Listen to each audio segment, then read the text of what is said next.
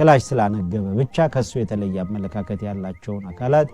አጠፋለሁ ደመስሳለሁ የሚል በኪሳራ የተሞላ ቡድን ጀግኖች ያስለቀመ ያለ ቡድን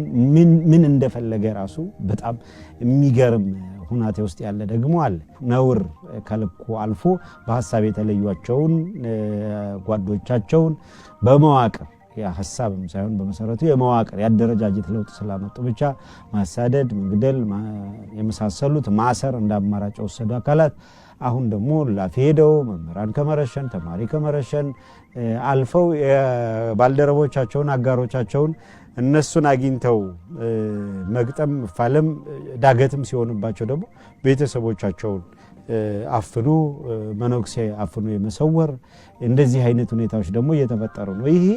እንደምታውቁት ዓለም አቀፍ በሆነ ሁኔታ ተጠያቂነት የሚያመጣ እንግዲህ እንደምታውቁት በዓለም አቀፍ ሕግ በማናቸው መልኩ ያልታጠቀን ህዝብ ይዘህ ስታበቃ ሰባዊ መብቱን ገፈህ ስቃይ እንድትፈጽምበት አይፈቀድም።